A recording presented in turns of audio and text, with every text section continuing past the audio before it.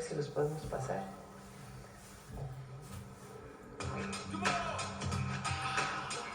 Buenas mañaneras, Presidenta Claudia. Aquí respondiendo a su llamado, soy Sergio Arau, que junto con Yareli Arismendi, mi esposa y cómplice, hicimos la película Un Día Sin Mexicanos hace 20 años. Y nos parece muy importante la pregunta de qué hacemos los mexicanos en Estados Unidos. Pero me parece más importante saber qué harían los Estados Unidos sin los mexicanos. Entonces estamos trabajando en la segunda parte de la película y nos encantaría conocer sus historias. Escríbanos, mándenos sus anécdotas, todo lo que ustedes sepan, todo lo que ustedes quieran, a nosotros y a la presidenta, por supuesto, para hacer una cosa en conjunto, y eso nos va a ayudar mucho para hacer la segunda parte que vendrá en el 2025, ya pronto. Y acuérdense que México también se escribe con M de migrante. A day without a Mexican. No more burritos in your restaurant. A day without a Mexican. Soy René Vina, un orgulloso inmigrante mexicano que vivo aquí en Avondale, Arizona desde hace 30 años. Algunos dicen que los inmigrantes solo tomamos los trabajos y no contribuimos. Eso es totalmente falso. De hecho, yo genero empleos para más de 60 americanos. Ahora les voy a platicar cuánto nosotros inmigrantes pagamos en impuestos aquí en los Estados Unidos.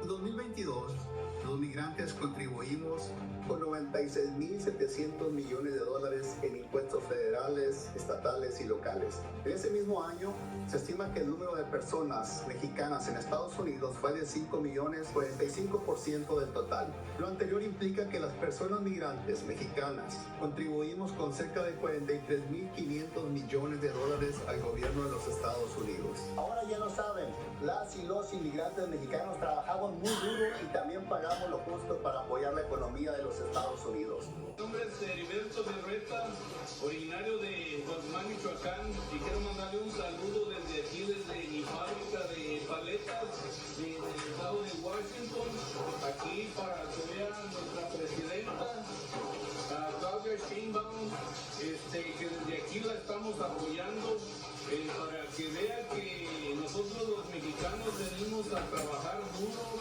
aquí para mandar recursos a nuestros familiares a México, que el gobierno de Estados Unidos vea que también no somos una carga para el país y que nos acepten tal y como somos, como personas trabajadoras. Entonces ahí le encargo a nuestra presidenta que abogue por nosotros los migrantes. Hasta ahorita estamos muy orgullosos de ella y que así siga en el segundo piso de la cuarta transformación. ¿No tienen más? A ver, otros dos más por ahí.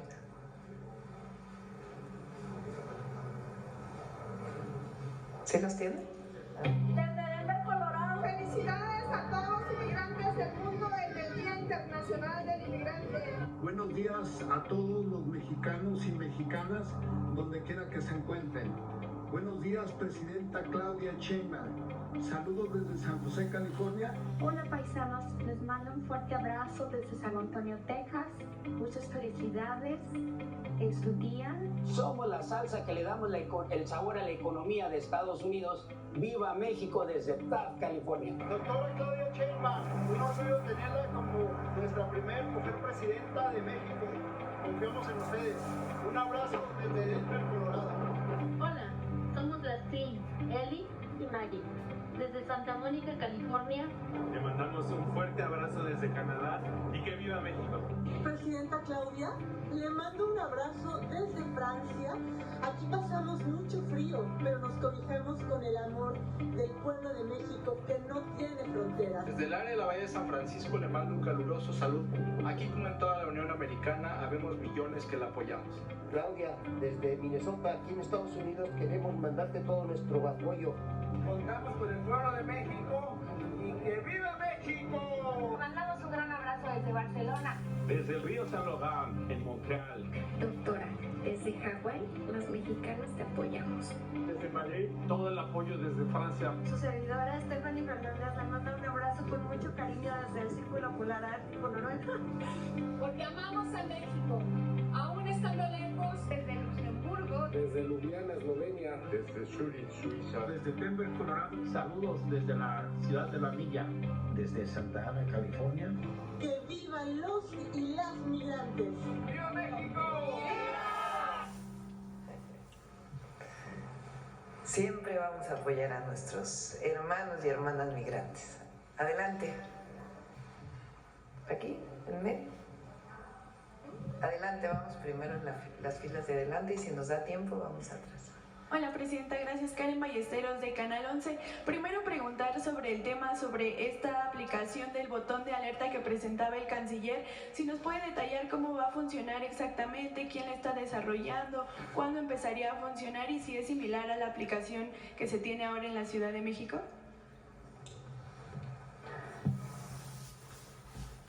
Sí, lo estamos desarrollando con el apoyo de la Agencia de Transformación Digital y la idea es que sea una aplicación muy sencilla porque la queremos fundamentalmente para casos realmente de emergencia, ¿no? En el momento en que la necesites. ¿Cuándo es cuando la puedes necesitar?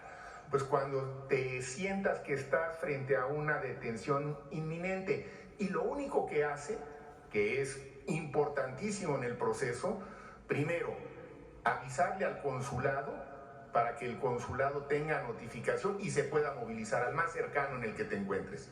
Obviamente detecta tu ubicación. Segundo, avisarle a los familiares que tú hayas previamente seleccionado, que quieres que sepan, que es otro problema que a veces ocurre, la comunicación entre quien pudo haber sido detenido y sus familiares.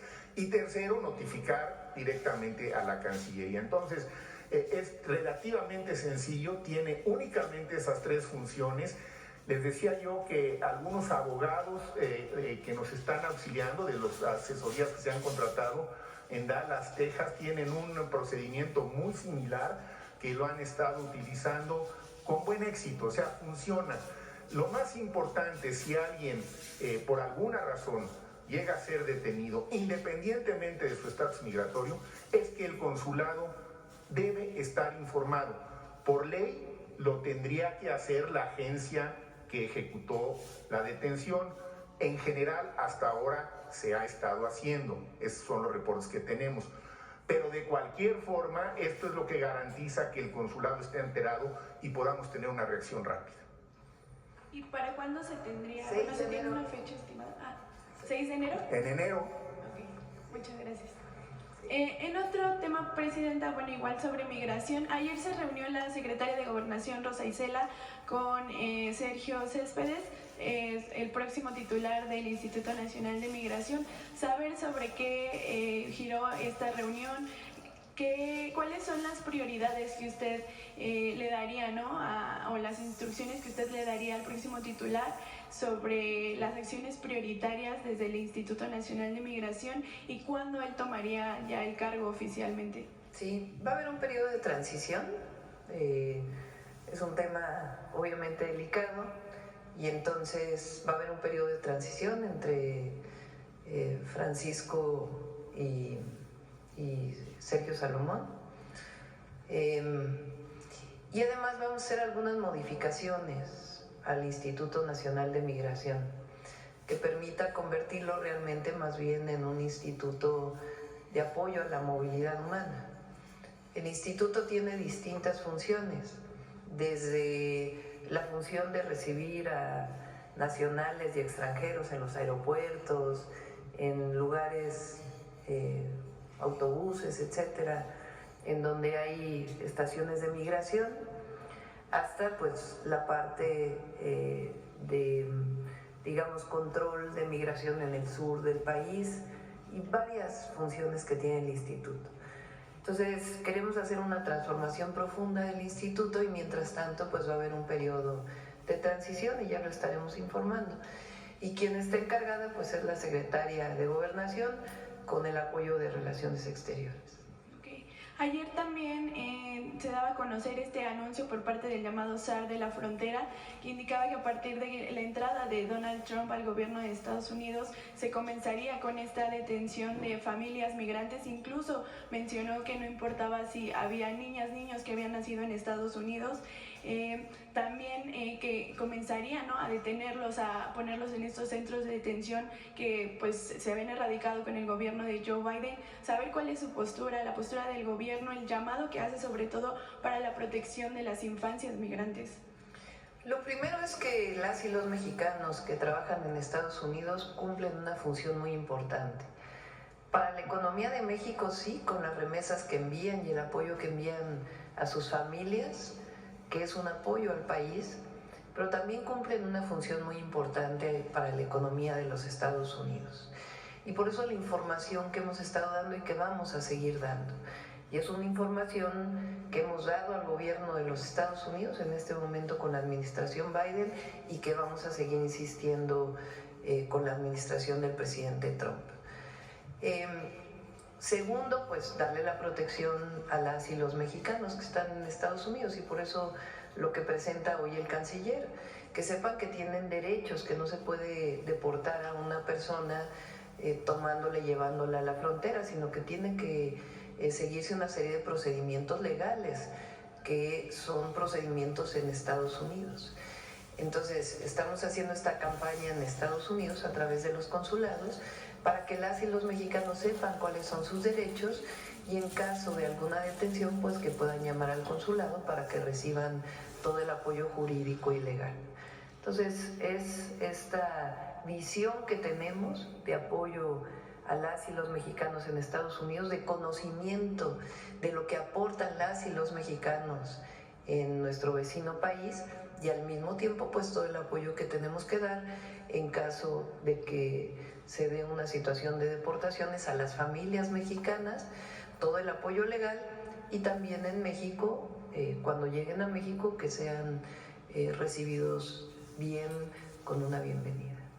Gracias. En otro tema, ayer daba a conocer sobre este albazo que intentó, que realizó el IFT. ¿Nos podría dar más información sobre estas concesiones? ¿Por qué platicas?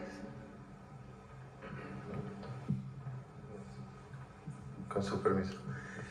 Bueno, como ustedes saben, el espectro radioeléctrico es propiedad del Estado mexicano, ¿no? Y el espectro radioeléctrico tiene distintas bandas, ¿no?, bajas, altas, para distintos usos. Puede ser radiodifusión o puede ser conectividad, por ejemplo, ¿no? El IFT tiene dos funciones centrales. Una tiene que ver con el tema de competencia y la otra tiene que ver justamente con la otorgación de espectro y licencias, ¿no? Y esto, como en cualquier otro bien público, se hace por medio de concesiones, ¿no? Como ustedes saben, inició con la iniciativa que presentó el presidente Andrés Manuel López Obrador el 5 de febrero, pues la propuesta de simplificación que incluye la desaparición del IFT.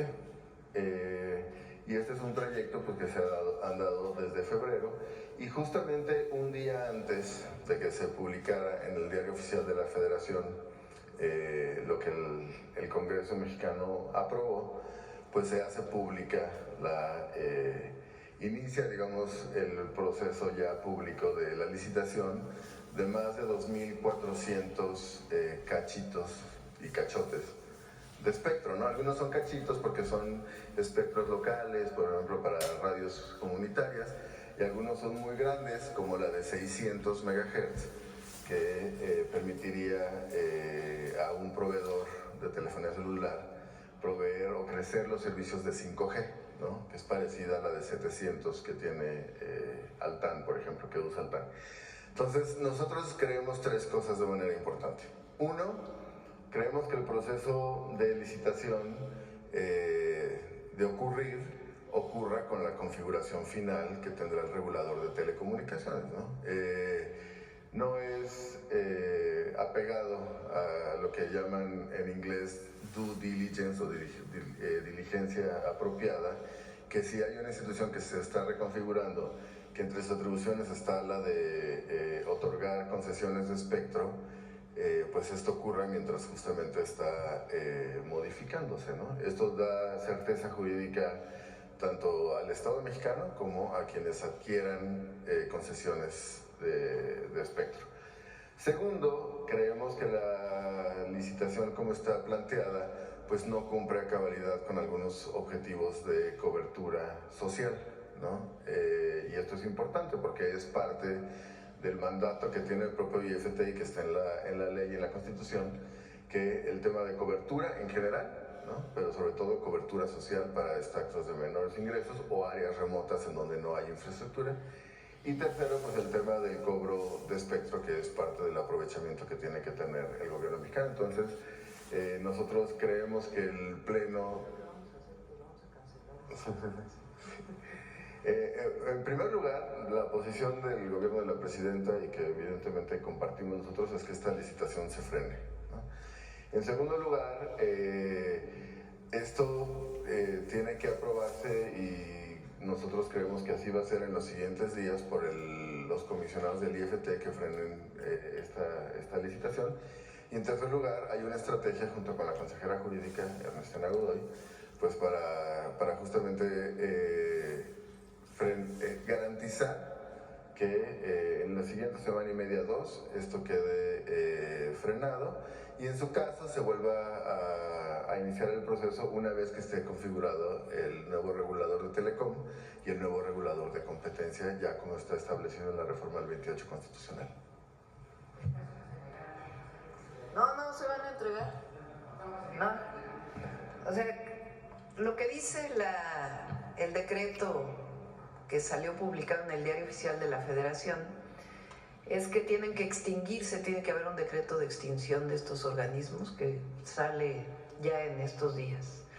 El IFT se divide en 3 áreas, sus funciones.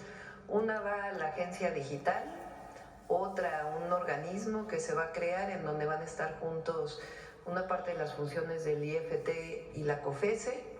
Es un organismo descentralizado que vamos a crear el próximo año, ya en enero, con sus leyes secundarias, y otra parte se va a comunicaciones y transportes.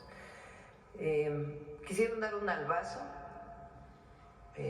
imagínense licitando todo lo que queda del espectro. Entonces, pues no se puede permitir eso, porque la decisión es del Estado mexicano, no es la decisión de unos cuantos personas que son parte hoy del IFT, el que molestas por supongo, ¿no? Quienes quisieron dar este albazo. Entonces no va a proceder. Vamos a hacer todo lo jurídico que sea necesario para que no proceda, porque no es correcto. ¿Esta concesión del 5G? No, se abre la licitación. O sea, abrieron la licitación de todo lo que queda de la banda, pues no. Sí. ¿Cuántas frecuencias de radio eran? 2.400, imagínate. En todo el país. O sea, lo que queda prácticamente del espectro, lo quisieron licitar un día antes de que... Entonces, eso no va a proceder. No es necesario. No es necesario, sí. Sencillamente a la hora de extinguir el organismo, pues ya no tiene atribuciones para licitar y el nuevo organismo pues va a cancelar cualquier licitación que pretendían hacer. Bueno, a ver, acá.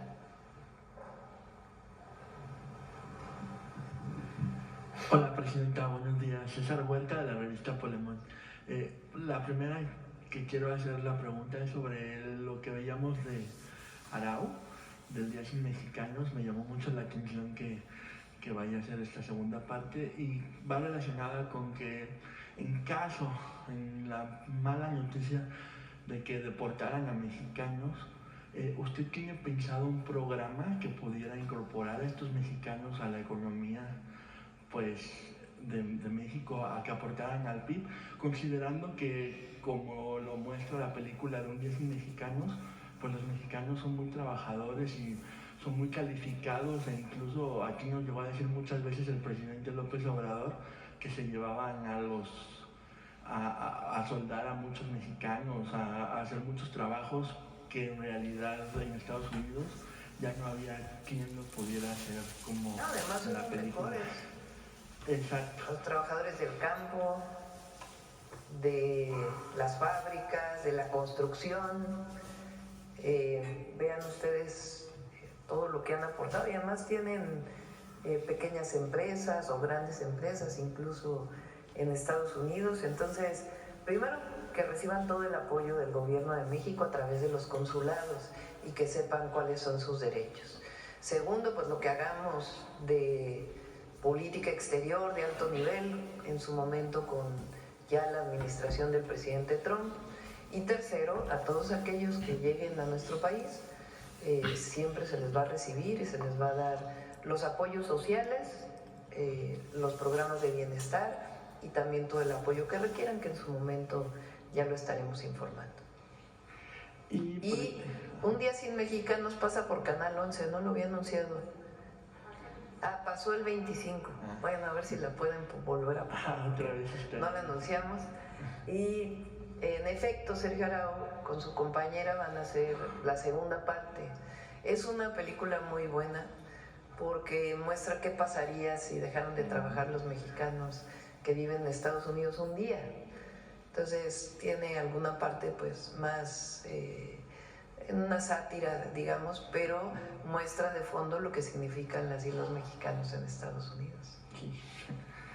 Y Presidenta, es diciembre y yo sé que estamos en un modo como navideño, con amor y buenos deseos, pero hay quienes parecen estar caminando en otra vía y están muy enojados y siguen difundiendo ataques. Por ejemplo, está Héctor Aguilar Camín, quien aseguró que en México la democracia fue destruida con las armas de la propia democracia y advierte que su gobierno, pues el próximo año ya será tiránico, que empieza ya la tiranía en el próximo año, ¿no? Es decir, que ya estamos casi en una dictadura. Además de Aguilar Camín, pues hay otros personajes que vuelven a insistir en que no se sabe quién gobierna México y que si es usted o es el presidente López Obrador, siguen ahí dando lata a ciertos payasitos de YouTube ahora. ¿Qué opinión le merecen estas afirmaciones? ¿Y cómo responde a quienes llevan meses deslegitimando su liderazgo con este tipo de comentarios machistas y mentirosos y difundiendo la idea de que pues en México hay una dictadura? ¿Cómo dices que dijo Aguilar Camín? Que la democracia se derrotó con la propia democracia. Fue destruida. ¿Y eso cómo es? Democracia. O sea, ¿cómo es que la democracia se derrota con democracia?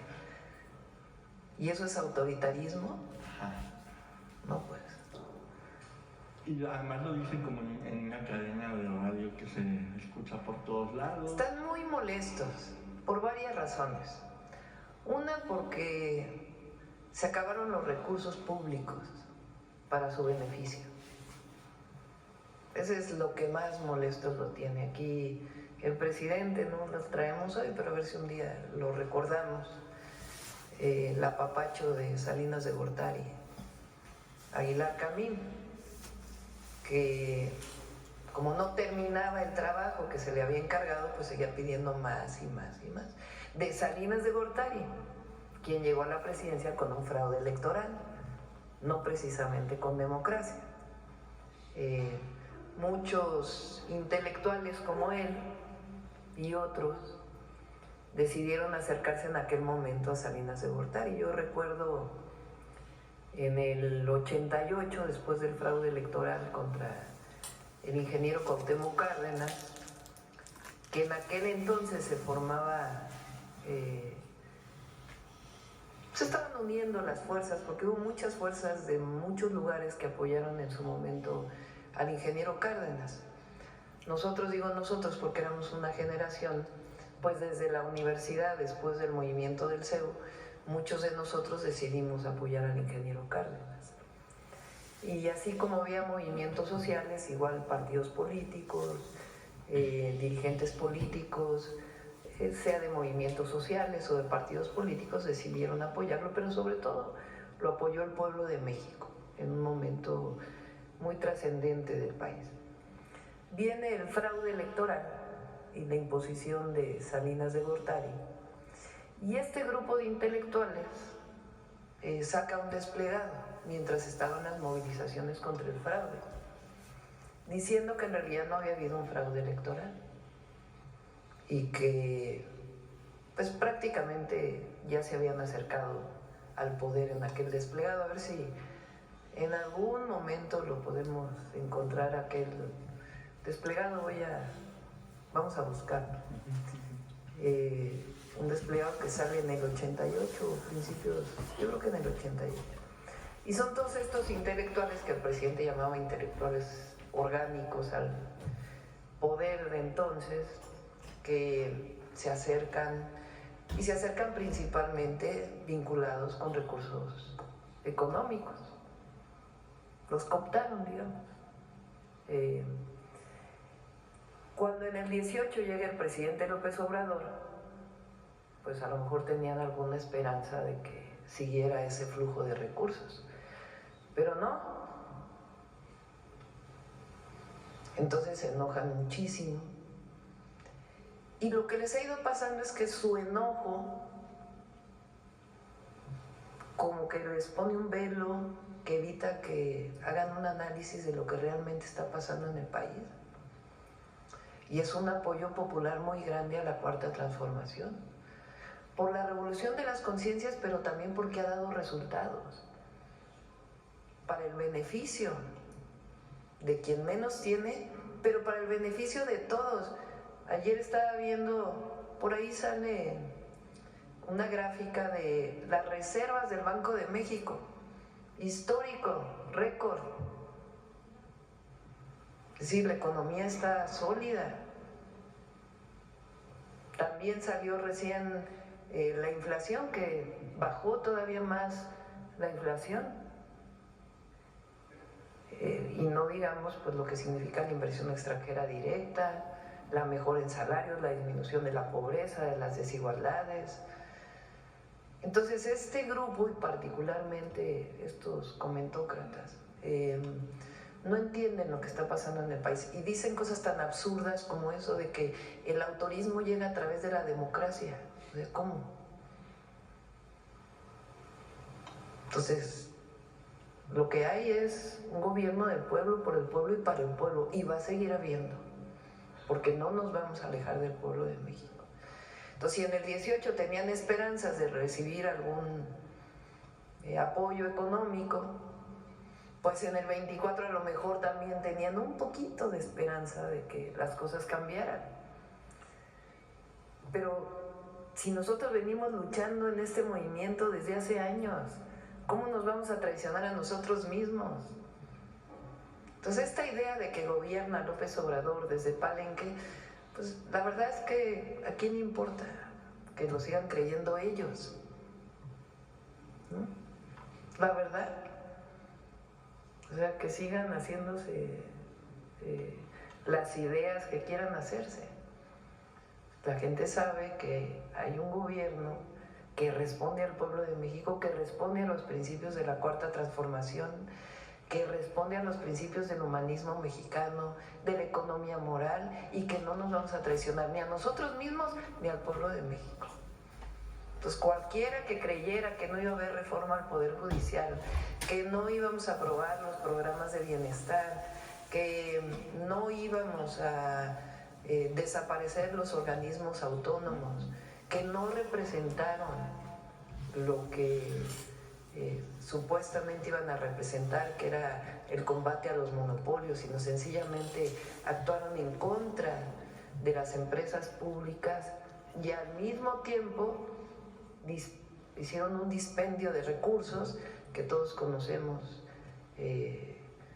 la cantidad de recursos públicos que se utilizaron para beneficio personal. Entonces, sencillamente, estamos siguiendo lo que siempre defendimos. Entonces, ellos pueden seguir escribiendo. El asunto es que ellos se alejan cada vez más. Cada vez menos personas los siguen. Cada vez menos personas los leen.